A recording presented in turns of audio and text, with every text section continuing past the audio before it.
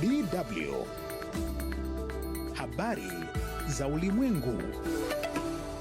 Na msomaji ni Silvia Mwehozi. Kwanza ni muhtasari wake. Marekani yasema ndege zake 3 za kivita ziliangushwa kimakosa na Kuwait wakati wa shambulio la Iran.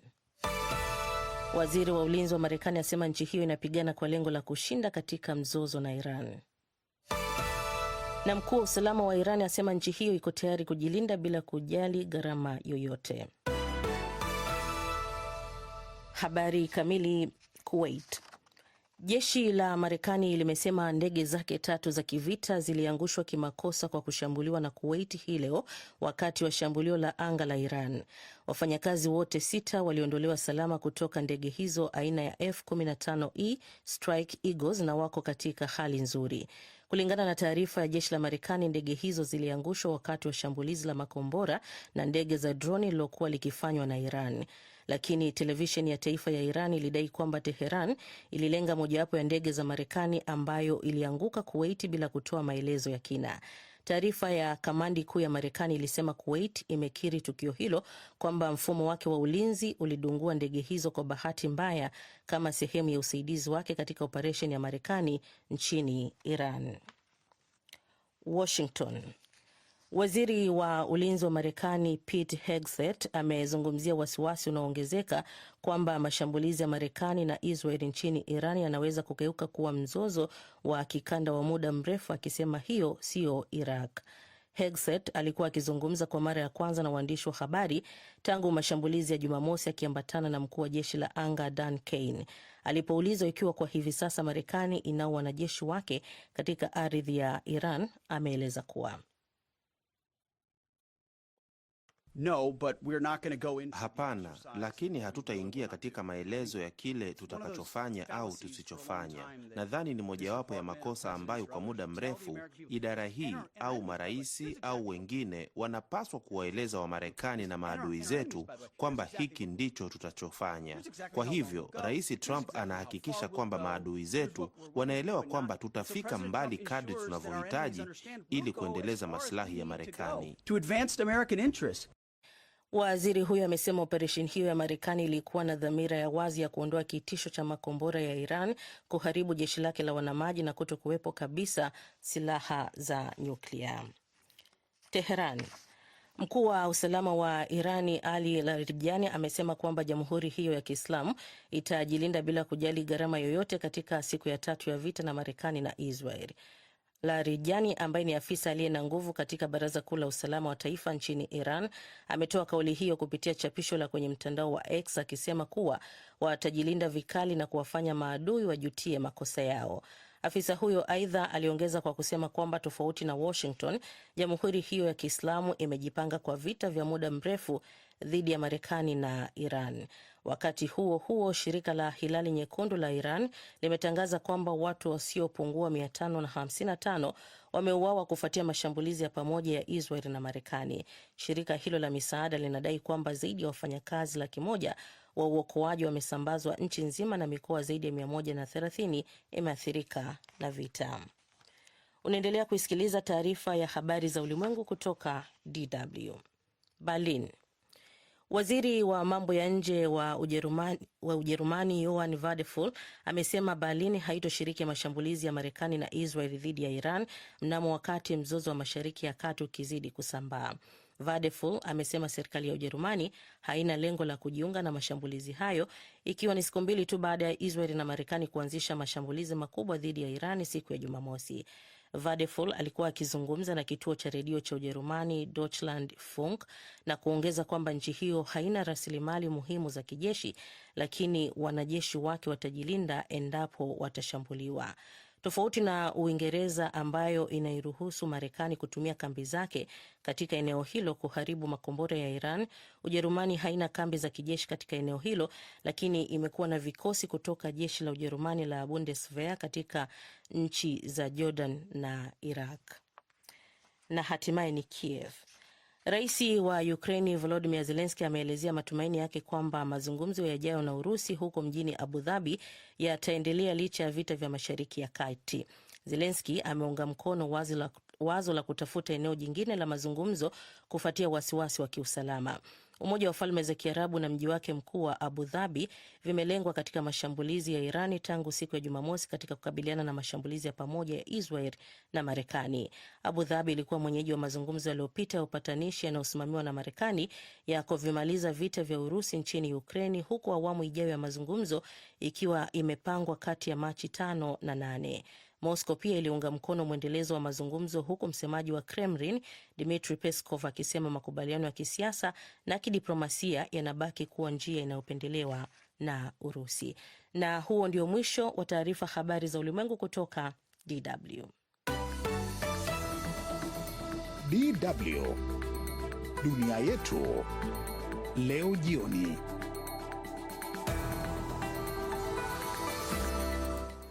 Shukran Silvia Mahozi kwa habari za ulimwengu. Nasi tugeukia upande wa ripoti zetu tulizokuandalia jioni hii. Tutaanzia tena huko Mashariki ya Kati kwenye vita vya Iran. Mbali na mengi yanayoendelea, tumemuuliza mchambuzi kuhusu hasara ya kiuchumi ya vita hivyo. Hasara ya kwanza, Middle East tunapoita kwa kimombo, ni hub ya ndege nyingi ambazo zinasafiri kuja Afrika. Kwa hivyo vita zimelegeza usafirishaji. Tutatazama pia ziara ya kansela wa Ujerumani Friedrich Merz huko Marekani hii leo, na hapo baadaye tutakuarifu kuhusu duru mpya ya mazungumzo katika mzozo kati ya Urusi na Ukraine. Kwa hayo na mengine mengi, usiondoke. Na msikilizaji, tuko Mombasa kwenye mitandao yetu ya kijamii huko Facebook na YouTube. Tafuta DW Kiswahili na tuachie maoni yako huko, tutayasoma hapo baadaye. Lakini pia tuko live kwenye redio mbalimbali washirika huko Afrika Mashariki na Kati. Na tuanze uchambuzi wa ripoti zetu huko Mashariki ya Kati. Iran na makundi washirika yenye silaha wamerusha makombora kuelekea Israel, mataifa ya Kiarabu na kambi za kijeshi za Marekani kote katika eneo hilo leo Jumatatu, huku Israel na Marekani zikishambulia Iran. Bruce Amani na ripoti kamili yanayojiri katika vita hivyo vya Iran ambavyo vimepanuka katika pande kadhaa. Ukubwa wa mashambulizi hayo, mauaji ya kiongozi mkuu wa Iran Ayatollah Ali Khamenei na ukosefu wa mpango wote dhahiri wa kusimamishwa mashambulizi unaonyesha kuwa mzozo huo hautaisha hivi karibuni. Tayari umesababisha madhara makubwa. Maeneo ambayo yametambulika kuwa salama katika Mashariki ya Kati kama vile Dubai yameshuhudia makombora yakidondoka. Mamia ya maelfu ya abiria wa ndege wamekwama kote ulimwenguni. Bei ya mafuta imepanda na washirika wa Marekani wameahidi kusaidia kuzuia makombora na droni za Iran.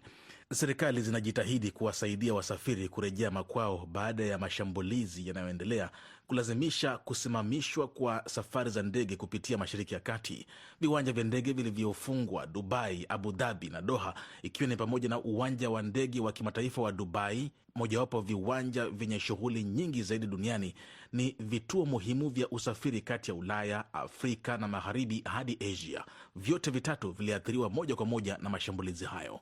Wakati hayo ya kijiri, shirika la kudhibiti matumizi ya nishati ya nyuklia la Umoja Mataifa IAEA limesema hakuna dalili zozote kwamba mashambulizi ya Israel na Marekani dhidi ya Iran yamepiga vituo vyovyote vya nyuklia. Mkuu wa shirika hilo Rafael Grossi amesema hayo katika mkutano na bodi ya magavana ya IAEA jijini Geneva. Hatujaona mashambulizi makubwa ya kijeshi yakilenga vituo vya nyuklia. Tumekuwa tukiangalia picha mbalimbali za satelaiti.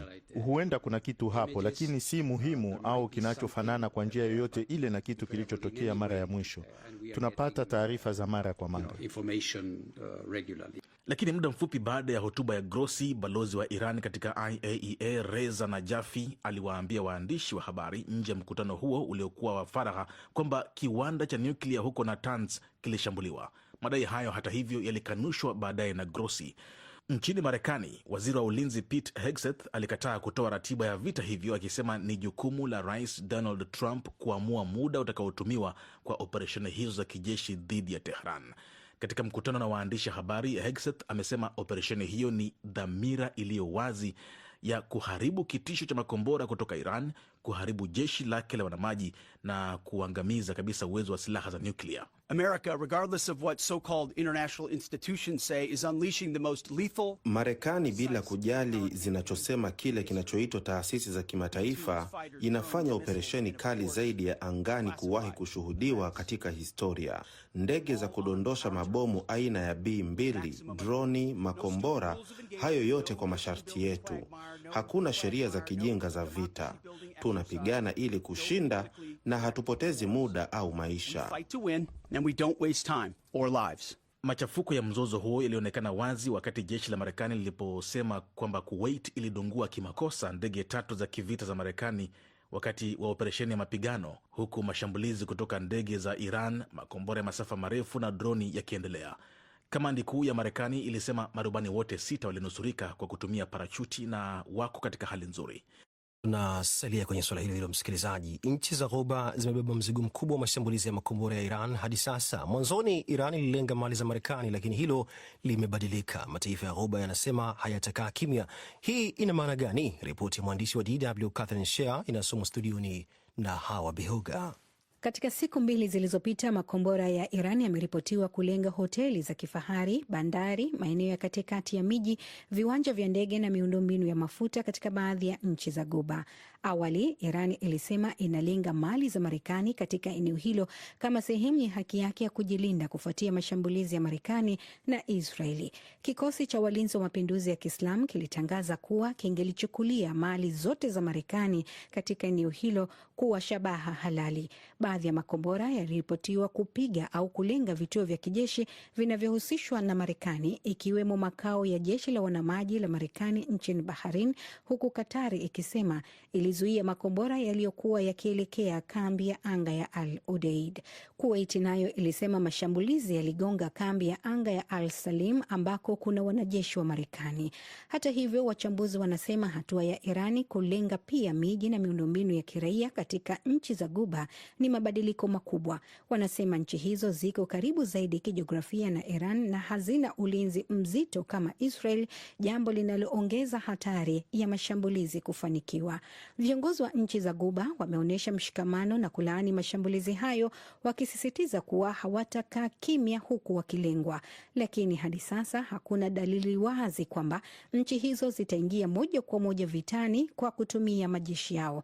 Mchambuzi wa DW Ibrahim Rahbi anasema nchi za Kiarabu ambazo Iran amekuwa akishambulia hazina mifumo ya ulinzi ambayo inaweza ikalingana na mifumo ya ulinzi ya Israeli. Kwa hiyo kama watajiingiza moja kwa moja kwenye mzozo huu, nadhani athari zaidi itakuwa kwao, kwa sababu kwanza wapo karibu, alafu hawana uwezo wa kujilinda dhidi ya makombora makali ya Irani. Kwa miaka mingi, mkakati wa usalama wa nchi za Ghuba umekuwa ukitegemea uwepo wa kijeshi wa Marekani na ununuzi wa silaha za kisasa kama njia ya kuzuia mashambulizi. Wakati huo huo, katika miaka hivi karibuni, baadhi ya nchi kama Saudi Arabia na Falme za Kiarabu zimejaribu kuboresha uhusiano wa kidiplomasia na Iran ili kupunguza mvutano wa kikanda.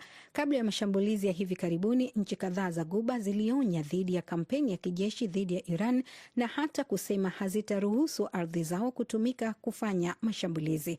Hata hivyo, ahadi hizo hazijazuia makombora na droni za Iran kulenga maeneo yao. Wataalamu wanaamini kuwa hatua ya kwanza ya nchi za Ghuba itakuwa kuimarisha ulinzi wa anga na makombora, kulinda miundombinu muhimu na kuongeza usalama wa ndani. Pia zinatarajia kuimarisha juhudi za kidiplomasia kupitia mataifa kama Oman na Qatar ili kutafuta njia ya kupunguza mvutano. Nam, bado tupo kwenye suala hilo la vita vya Iran. Wakati vita vilivyoanzishwa na Marekani na Israel dhidi ya Iran vikiendelea, mojawapo ya athari za haraka na za moja kwa moja ni ile ya kiuchumi, hasa kwa mataifa ya Afrika ambayo yana mafungamano ya kiuchumi na ukanda wa Mashariki ya Kati na Ghuba. Mwenzangu Mohamed Khalif amezungumza na mchumi James Shikwati mwenye makao yake makuu mjini Nairobi, Kenya, na kwanza amemweleza maeneo ambayo yanaguswa moja kwa moja na madhara ya vita hivyo vinavyoendelea. Athara ya kwanza, Middle East tunapoita kwa kimombo, ni hub ya ndege nyingi ambazo zinasafiri kuja Afrika. Kwa hivyo vita zimelegeza usafirishaji wa Afrika na wageni ambao wanakuja Afrika, wale tunaita watalii. Hilo ni la kwanza. Pili, kuna Waafrika wengi haswa kutoka Afrika Mashariki ambao wanafanya kazi katika nchi za Middle East. huenda itatatiza uwezekano wa hao kuweza kutuma zile hela huwa wanatuma kwa watu ambao walibaki nyumbani ili kuendeleza sera tofauti tofauti. Nataka kidogo utupe mahesabu ya kiuchumi. Kiwango cha fedha ambacho kinatoa kwa wafanyakazi wa Kiafrika ambao wapo katika mataifa ya kigeni, kia nafasi gani kwenye uchumi wa nchi za Kiafrika, hata kama zinapokosekana ikawa unadhani patakuwa na tatizo la kiuchumi? Nikijaribu kusema tukitumia Kenya peke yake, tunaweza tukasema karibu milioni 50 million dollar. Na tena hiyo ni Kenya peke yake. Kwa hivyo hatujaongelea Uganda, hatujaongelea Tanzania, hata hatujasonga chini kwenda West Africa kule. Hiyo ni mfano tu. Kwa hivyo tukiweka Afrika yote pamoja, utapata kwamba ile remittances zenye zinatoka nchi za Uarabuni kuja huku huenda zikafika karibu bilioni hata 3 hivi dola. Pia tena itakuwa changamoto ya Waafrika wanaweza wakasaidiaje wenzao ambao wanaishi katika hizo nchi. Kwa hivyo ni changamoto kubwa ile, kwa kimombo wanasema humanitarian, tatizo la kibinadamu, kwamba itabidi sasa mataifa ya Afrika yagharamike fedha zake zenyewe kuwahudumia watu ambao katika mataifa hayo wanapaswa kuwahamisha au kuwahudumia katika kipindi ambacho shida inaelekea. Unakusudia hivi bila shaka? Kwa hivyo hiyo ni ya kibinadamu, hatujaingilia kibiashara. Naam. Bei ya mafuta ikienda juu, basi uchumi zote huwa zinapata tatizo, kwa sababu tunaita cost of production, ile fedha ambazo zinatumika kwenye viwanda, kwenye ukulima, kwenye usafirishaji. Utapata nchi nyingi za Afrika zinategemea kwa mfano mashine ya diesel kuweza kutengeza stima, ama mnaitaje, electricity, umeme. Lakini angalau Kenya tunatumia ile renewables ile ya maji, dams. Ndio. Lakini kunazo nchi zingine hazina uwezo kama huo. Kwa hivyo changamoto ni kubwa, tukiendelea katika hiyo hali ya kuweza kuhakikisha kwamba viwanda viendelee kama kawaida. Nam ni mwenzangu huyo Mohamed Khalif alipozungumza na mchumi James Sikwati kuhusu hasara ya vita vinavyoendelea huko Iran. DW tunavuma kwa kishindo. Na msikilizaji, tuko mubashara kwenye mitandao yetu ya kijamii huko YouTube na Facebook. Tafuta DW Kiswahili na tuachie maoni yako huko, nitasoma muda mfupi ujao. Lakini pia tuko live kwenye redio mbalimbali wa shirika huko Afrika Mashariki na Kati, na tunasonga mbele kwenye uchambuzi wa ripoti zetu jioni hii. Kansela wa Ujerumani Friedrich Merz yuko mjini Washington ambako anatarajiwa kukutana na rais wa Marekani Donald Trump hii leo. Awali ajenda kuu ya mkutano huo ilikuwa mzozo mkali wa ushuru wa bidhaa kati ya Marekani na Umoja wa Ulaya, lakini mashambulizi ya Marekani na Israel dhidi ya Iran na hatua za kulipiza kisasi za Tehran zimebadili kabisa mwelekeo wa mazungumzo hayo. Ripoti hii iliyoandaliwa na mwandishi wa DW Yen Thrau inasomwa studioni na Idi Sesenga. Merz amesema Ujerumani inaziunga mkono wazi Marekani na Israeli na amelaani mashambulizi ya Irani dhidi ya mataifa ya Ghuba, kambi za kijeshi za Marekani na Israeli. Hata hivyo, kwa mtazamo wa sheria za kimataifa, kansela huyo amekiri kuwa Ujerumani iko katika hali ya sintofahamu. Kwa maneno mengine, kuna hoja kwamba mashambulizi ya Israeli na Marekani hayakuwa na uhalali wa wazi wa kisheria kimataifa, lakini Berlin pia inaona kuwa juhudi za muda mrefu za kuishinikiza Iran kuachana na mpango wake wa nyuklia hazikufanikiwa. Die Verurteilung iranischer Rechtsbrüche, kulaani ukiukwaji wa sheria unaofanywa na Iran na hata kuweka vikwazo vikubwa kumekuwa na athari ndogo kwa miaka na miongo kadhaa. Hii pia ni kwa sababu hatukuwa tayari kutetea maslahi ya msingi kwa kutumia nguvu za kijeshi ikiwa ingehitajika. Kwa hiyo sasa si wakati wa kuwahubiria washirika na marafiki zetu. Licha ya mashaka yetu yote, tunashiriki malengo yao mengi, ingawa hatuwezi kuyafanikisha sisi wenyewe kwa vitendo. Merz amesema si wakati wa kuwakosoa washirika wa karibu, ingawa amekiri kuwa mashambulizi hayo yana hatari kubwa ya kusababisha mzozo mpana zaidi wa kikanda. Baadaye, pamoja na rais wa Ufaransa Emmanuel Macron na waziri mkuu wa Uingereza Keir Starmer walitoa tamko likisema mataifa hayo yako tayari kuchukua hatua za kijeshi za kujihami iwapo itahitajika. Hata hivyo, waziri wa mambo ya nje wa Ujerumani Johann Wadephul amesisitiza kuwa Berlin haina nia ya kushiriki katika mashambulizi mapya, akisema iwapo wanajeshi wa Ujerumani walioko katika kambi kama zile za Jordan na Iraq watashambuliwa, watajibu kwa njia ya kujilinda, lakini Ujerumani haitajiunga na operesheni za mashambulizi. Wachambuzi wanasema Merz anakabiliwa na changamoto kubwa mjini Washington. Mbali na suala la Iran, atalazimika pia kuibua hoja muhimu kwa Berlin na Brussels. Ulaya inataka kurejea mezani katika mazungumzo kuhusu mustakabali wa Ukraine. Kwa sasa kuna hofu kuwa maamuzi kuhusu usalama wa Ulaya yanafanywa bila ushiriki wa moja kwa moja wa viongozi wake. Wakati huo huo, sera ya ushuru wa Marekani bado ni kero kubwa kwa Ujerumani na Umoja wa Ulaya. Hivi karibuni mahakama ya juu ya Marekani ilipunguza baadhi ya hatua kali za ushuru zilizowekwa na Rais Trump. Hata hivyo, ushuru wa sekta maalum bado upo, na Washington tayari imeweka viwango vipya vya ushuru kwa misingi tofauti ya kisheria. Ziara ya Merz inafanyika katika mazingira ya mabadiliko makubwa ya kisiasa na kiusalama duniani. Licha ya mzozo wa Iran, vita vya Ukraine vinaendelea kuwa ajenda muhimu kwa Berlin. Swala ni iwapo Merz anaweza kusawazisha maslahi ya Ujerumani na Ulaya huku akikabiliana na msimamo mkali wa Washington katika wakati huu wa misukosuko ya kimataifa. Nam ni Idi huyo na ziara ya kansela wa Ujerumani huko nchini Marekani. Na sasa turejee tena hapa barani Ulaya. Rais wa Ukraine Volodymyr Zelensky amesema duru mpya ya mazungumzo ya amani yanayosimamiwa na Marekani kati ya Kiev na Moscow haijafutwa licha ya mashambulizi ya hivi karibuni ya Marekani na Israel dhidi ya Iran. Mazungumzo hayo yalipangwa kufanyika tarehe 5 na tarehe 6 mwezi huu mjini Abu Dhabi, na ikulu ya Kremlin pia imesema kufanyika kwa mazungumzo hayo ni katika maslahi ya Urusi. Bakari Ubena na taarifa zaidi.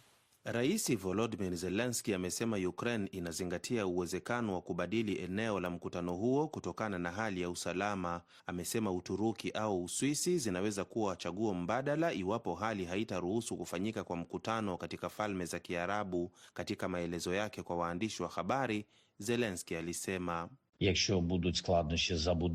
ikiwa kufanya mkutano wa Abu Dhabi itakuwa vigumu kwa sababu ya mashambulizi ya makombora na droni, basi naamini bado tunaweza kuwa na Uturuki na Uswisi, maeneo ambayo tayari yamefanyika, na kumwezesha kila mmoja kukutana. Tutaunga mkono lolote kati ya maeneo hayo matatu. Tunasubiri jibu kutoka kwa washirika wetu.